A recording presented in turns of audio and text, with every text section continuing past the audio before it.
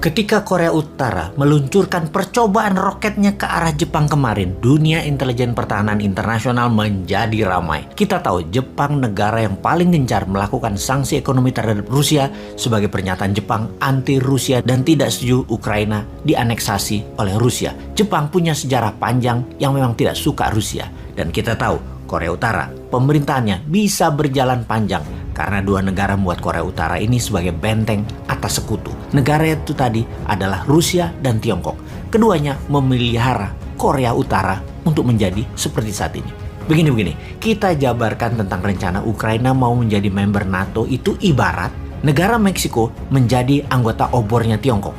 Atau Meksiko gabung dengan Rusia dalam fakta militer. Pasti Meksiko diinvasi oleh Amerika karena Meksiko adalah pagar atau benteng Amerika dari selatan. Ketika Putin mengatakan akan meluncurkan nuklir sebagai deterrent factor atau faktor penggentar, sesaat setelah pernyataan itu meluncurlah roket ke arah Jepang dari sisi timur semenanjung Korea dengan mengatakan uji coba yang dilakukan oleh Korea Utara.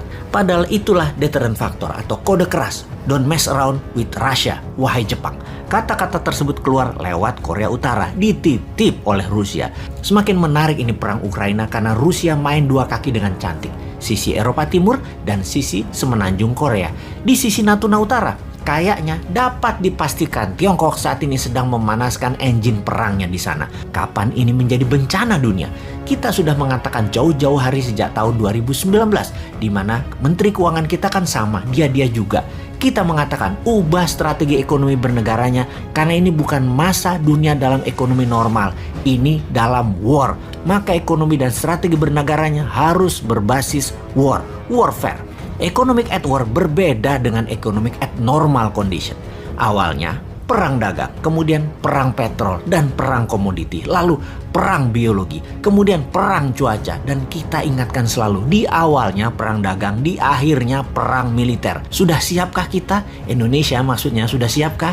Video dan pesan itu banyak dan telah menyebar ditonton banyak orang, namun banyak yang skeptis. Siapa Bosman? Kok berani-berani menantang pakar ekonomi dan pakar pertahanan negeri Wakanda yang sangat mumpuni? Ya bukan siapa-siapa Om, Bosman mah wong bodoh ngaku pinter. Hanya ada sedikit informasi, ya kita bagi ke masyarakat biar masyarakat yang menilai apakah benar akan ada perang militer, apakah benar akan minyak mentah ke $100, apakah benar BBM akan naik, listrik akan naik, harga pangan akan naik. Mending harga naik kalau ternyata stoknya nggak ada karena dunia perang. Semua negara nyetok buat rakyatnya. Wakanda adalah negara yang dibuat supaya menjadi negara pengimpor dengan rendahnya produksi. Maka sekarang stoknya tidak ada, bukan hanya mahal, tapi ya sudah. Semua sudah terjadi. Ada dua analisa besar saat ini. Akankah perang dunia ketiga terjadi di mana blok Rusia, mantan Soviet, ditambah Tiongkok dan Korea Utara serta plus kemungkinan Wakanda di satu sisi, kemudian di sisi lawan Eropa Barat, NATO, Amerika plus sekutu Amerika. Analisa pertama, kalau Ukraina didiamkan, dibiarkan untuk Rusia oleh NATO dan oleh Amerika, dikasih ke Rusia Ukraina tersebut, dilanjutkan dengan perang diplomasi, maka selesai. Tidak ada perang dunia ketiga, selesai. Analisa kedua, Amerika, sekutu, NATO, dan Eropa Barat menyiapkan tentara di battleground atau perang darat dalam jumlah besar. Seperti di Normandy di tahun 1942 atau seperti di Saudi di tahun 1090-an akhir. Kemudian mencoba membebaskan Ukraina. Maka perang dunia ketiga bisa terjadi.